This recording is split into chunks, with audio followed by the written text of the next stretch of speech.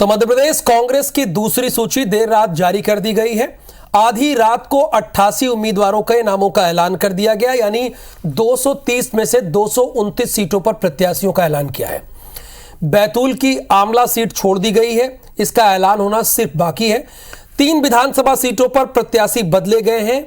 दतिया, पिछोर और गोटे गांव से प्रत्याशी बदले गए हैं, क्योंकि यहां पर स्थानीय कार्यकर्ताओं की लगातार मांग थी और विरोध बहुत ज्यादा हो गया था। इसी वजह से यह निर्णय लिया गया। देर रात ये सूची जारी की गई है। मध्य प्रदेश कांग्रेस की दूसरी सूची जारी की है। मध्य प्रदेश में लगभग सूची वाली कांग्रेस की तरफ से कहानी खत्म हो गई है।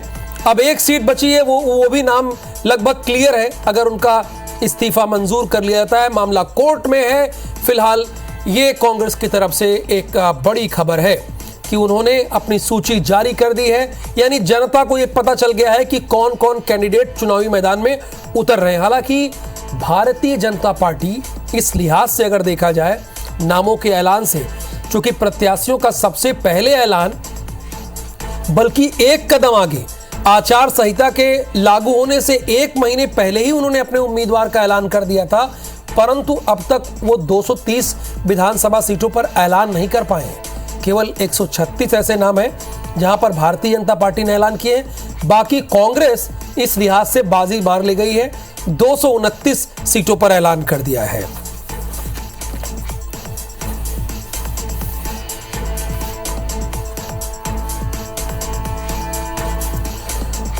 और मैं ये बात जान और समझ रहा हूं कि आप इंतजार कर रहे हैं कि ग्वालियर चंबल संभाग का विश्लेषण हो, क्योंकि यहां 34 विधानसभा सीटें आती हैं।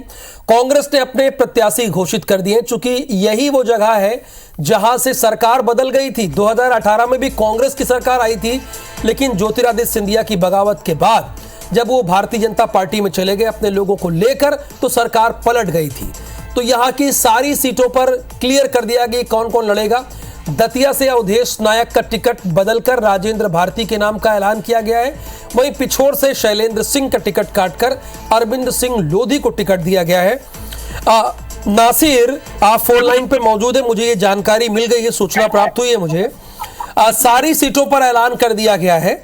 यहां पर कांग्रेस ने, ये ग्वालियर चंबल संभाग सबसे इंपॉर्टेंट है कांग्रेस की। सरकार तो 2018 में इनकी ही आई थी, लेकिन इसी ग्वालियर चंबल संभाग की वजह से इनकी सरकार चली गई थी। तो इस बार के जो 34 नाम है, उसमें क्या आपको देखने को मिला? कितने टिकट कटे, कितने बदले गए, कितने प्रत्याशियों की अदला बदली हुई और कितने नए उम्मीदवारों को मौका दिया गया? ये आपसे बेहतर कोई बताएगा नहीं। जरा बताइए, अपडेट दीजिए हमारे दर्शकों को। देखिए, ग्वालियर चंबल संभाग की जो 34 विधानसभा सीटें हैं अपने आप में बहुत मायने रखती है जिसमें, लेकिन सबसे बड़ी बात यह है कि 2 सिटिंग विधायक थे। एक राकेश मावई मुरैना जिले से थे, उनका टिकट काटकर दिनेश गुजर है, उनको प्रत्याशी बनाया गया है। ये कमलनाथ ग्रुप के खेमे से आते हैं। और ऐसे में फिर ग्वालियर विधानसभा सीट की बात करें तो वहां से मेवाराम जाटव थे, इन्होंने उपचुनाव जीता था, उनको भी टिकट काटा गया है। ये गोविंद सिंह के समर्थक थे, डॉक्टर गोविंद सिंह के, लेकिन उन्हीं के दूसरे समर्थक है केशव देसाई, उनको टिकट दिया गया। लेकिन सबसे अहम बात यह है कि आईबीसी कमिटी ने जब ग्राउंड जीरो पर जाकर किसमें कसम यानी कि स्पेशल प्रोग्राम बनाया, तो उसमें साफ कह दिया था कि इस बार कांग्रेस इनको टिकट नहीं देगी, इसका टिकट काटेगी। और वही यहाँ देखने को मिला, केशव देसाई का भरोसा जताया गया और मेवाराम जाटव को टिकट काटा गया, क्योंकि सर्वे में भी वो नाम निकलकर नहीं आया था। उसमें सर्वे में साफ निकल गया ऐसा कि जनता पे उसकी नाराजगी बहुत है और कई सारे बिंदु उसके नाराजगी के थे। ऐसे में आला कमान ने भी उस बिंदुओं को पसंद किया और उसके बाद वहां पर प्रत्याशी को चेंज कर दिया। लेकिन सबसे ज्यादा जो पैच जो फंसा था दतिया विधानसभा में फंसा था, उनके सामने नरोत्तम मिश्रा के सामने अवधेश नायक को मैदान में उतार दिया गया था। अवधेश नायक महज 31 दिन पहले बीजेपी से कांग्रेस में आए थे और लंबे समय से राजेंद्र भारती वहां पर संघर्ष कर रहे थे कांग्रेस से, लेकिन उनका टिकट काटकर अवधेश नायक को टिकट दे दिया गया।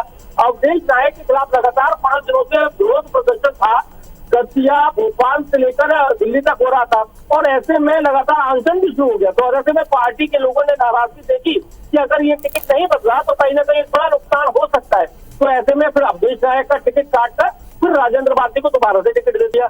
ऐसा ही माफ कीजिएगा पिछोर विधानसभा सीट पर देखने को मिला, जहाँ पर शैलेंद्र सिंह प्रत्याशी थे कांग्रेस की तरफ से पहली सूची में, लेकिन जब वहां के लोगों का विरोध हुआ तो उसके बाद वहां उस टिकट को काट दिया गया। लेकिन नेताओं का ये कहना है कि वहां पर क्षत्रिय समाज के लोग ज्यादा हो जाते हैं, यानी कि राजपूतों की संख्या ज्यादा हो जाती टिकट के लहजे थे, हमारे उनका टिकट काटकर अरविंद लोधी है उसको प्रत्याशी बनाया गया है। लेकिन अगर ग्वालियर चंबल संभाग की पूरी 34 सीटों का एनालिसिस किया जाए तो कई बड़ी सीटें हैं और कई बड़े नाम यहाँ से चुनावी मैदान में, जिसमें सबसे बड़ा नाम यह है कि चुनाव प्रबंधन समिति के जो संयोजक है नरेंद्र सिंह तोमर, वो दिमनी विधानसभा से प्रत्याशी है। उनका टिकट जो ज्योतिरादित्य सिंधिया के समर्थक थे जिन्होंने सरकार गिराने का काम किया था, गिरिराज दंडोतिया, उनका टिकट काटकर नरेंद्र सिंह तोमर को उम्मीदवार बनाया गया। ऐसे ही लाहर से डॉक्टर गोविंद सिंह है, नरोत्तम मिश्रा दतिया से है, राधोगढ़ से जयवर्धन सिंह है, चाचोड़ा से लक्ष्मण सिंह है। तो ऐसे कई बड़े नाम हैं वो यहाँ से ग्वालियर चंबल संभाग की बड़ी लिस्ट जो है विधानसभा है चुनावी मैदान में। लेकिन अब देखना यही है कि कांग्रेस ने तो अपनी लिस्ट जारी कर दी है सभी सीटों पर, लेकिन बीजेपी के ग्वालियर चंबल संभाग में केवल 19 नामों की घोषणा की गई है, बाकी नामों पर अभी सहमति नहीं बन पाई है। तो ऐसे में कहीं ना कहीं अब सबको इंतजार बीजेपी की लिस्ट का भी है, कार्यकर्ताओं के साथ साथ आम लोगों को भी है कि वो देखना चाहते हैं कि कौन लोग आने वाले हैं। शुक्रिया इस जानकारी के लिए नासिर गौरी आपका। नवीन सिंह इस वक्त हमारे साथ लाइव जुड़े हुए हैं भोपाल से, कांग्रेस बीट बहुत लंबे समय से कवर कर रहे हैं। लेकिन नवीन, अभी मैं आपसे शुरुआत में ग्वालियर चंबल संभाग की बात करूंगा, क्योंकि ये संभाग कांग्रेस के लिए बहुत ही इंपॉर्टेंट है। पिछली बार आपने देखा था कि सरकार तो कांग्रेस की 2018 में आई थी, लेकिन 2020 में इसी संभाग की वजह से उनकी सरकार चली गई। तो अभी नासिर ये बता रहे थे कि सारी सीटों पर तो ऐलान हो गया है, 34 की 34 सीटों पर एक सीट बची है। वो क्यों बची है ये हम सब जानते हैं और हमारे दर्शकों को भी हमने अपडेट कर दिया है। तो ग्वालियर चंबल संभाग में जो टिकट वितरण किया गया है कांग्रेस के द्वारा, किन किन बातों का ख्याल रखा गया है?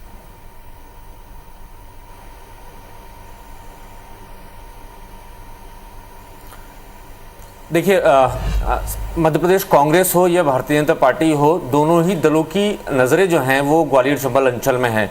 चूंकि कांग्रेस के लिए प्रतिष्ठा का चुनाव है, कांग्रेस ने ज्योतिरादित्य सिंधिया जब कांग्रेस में थे और कांग्रेस छोड़कर बीजेपी में शामिल हो गए और पूरी सरकार कांग्रेस की गिर गई, तो सबसे ज़्यादा विधायक और सबसे ज़्यादा सिंधिया समर्थक इसी रेंज से थे।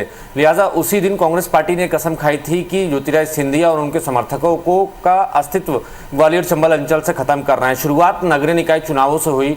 नगरीय निकाय चुनाव में कांग्रेस ने इतिहास रचा। 40 साल बाद ग्वालियर नगर निगम सीट पे महापौर कांग्रेस पार्टी जीती, मुरैना नगर निगम कांग्रेस पार्टी जीती। तो इस तरीके से एक शुरुआत हुई साल भर पहले। अब उसके बाद कांग्रेस लगातार फूक फूक कर कदम रख रही थी और एक एक सीट पर 5-5, 7-7 बार के सर्वे हुए। देखिए, कुछ विधायकों के टिकट भी कटे जिनका पुअर परफॉर्मेंस था। हालांकि कुछ विधायकों का अच्छा परफॉर्मेंस था, बावजूद उसके उनका टिकट काटा गया क्योंकि उन पर कुछ गंभीर इल्ज़ाम थे। उनको, कांग्रेस पार्टी को लगता था कि अगर इनको कैंडिडेट बनाया तो बीजेपी माहौल बना सकती है और कांग्रेस की दिक्कत खड़ी हो सकती है, लिहाजा उनके टिकट काटे गए हैं। हालांकि कांग्रेस ने बहुत सारे दिग्गजों को उनके क्षेत्र में राहुल उलझा दिया, बहुत बुरी तरीके से उलझा दिया है। नरोत्तम मिश्रा की बात करूंगा मैं। मध्य प्रदेश के गृह मंत्री नरोत्तम मिश्रा पिछला चुनाव महज 2800 वोट से जीते हैं और जिनके खिलाफ चुनाव नरोत्तम मिश्रा लड़े थे, राजेंद्र भारती को दोबारा पार्टी ने भरोसा जताया और राजेंद्र भारती को फिर से कल उनको टिकट दे दिया गया। तो इस बार नरोत्तम मिश्रा की मुश्किलें भी बढ़ सकती हैं। मुकाबला बहुत दिलचस्प है क्योंकि नरोत्तम मिश्रा और बीजेपी छोड़कर अवधेश नायक कांग्रेस में शामिल हो चुके हैं, उनके साथ उनकी पूरी टीम है। अगर अवधेश नायक राजेंद्र भारती को सपोर्ट कर देते हैं तो नरोत्तम मिश्रा की मुश्किलें बढ़ना बिल्कुल तय है।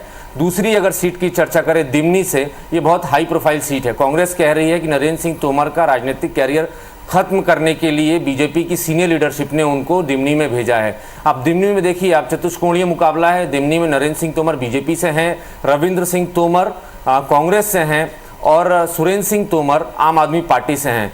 सुरेंद्र सिंह तोमर अखिल भारतीय क्षत्रिय महासभा के अध्यक्ष रह चुके हैं। जाहिर तौर पर राजपूतों में, क्षत्रिय वोट में उनका प्रभाव है। अगर वो एक बड़ा हिस्सा राजपूत वोटरों को ले लेते हैं तो रविंद्र सिंह तोमर को भी नुकसान हो सकता है, नरेंद्र सिंह तोमर को भी नुकसान होता है। और चौथे जो सबसे इंटरेस्टिंग कैंडिडेट हैं वो बलबीर सिंह दंडोतिया हैं, जो कि ब्राह्मण हैं और बसपा के टिकट से चुनाव लड़ रहे हैं। तो देखिए आप, ब्राह्मण कैंडिडेट है, बसपा के सिंबल पर चुनाव लड़ रहा है, यानी दलित भी उसके साथ हैं, ब्राह्मण भी उसके साथ हैं और क्षत्रिय समाज का वोट 3 जगह बट गया। तो नरेंद्र सिंह तोमर की मुश्किलें वैसे ही बढ़ी हुई हैं। नरेंद्र सिंह तोमर इस बात को लेकर सहमत नहीं थे कि वो चुनाव लड़ें और वो भी दिमनी से। चूंकि वो चुनाव लड़ाना चाह रहे थे और दिमनी से नवीन एक मिनट, कांग्रेस चूंकि हम लोग क्लियर करते रहे चीजों को, आप क्या ये बता रहे हैं कि दिमनी और दतिया की सीट फंस गई है टिकट डिक्लेयर करने के बाद कांग्रेस की?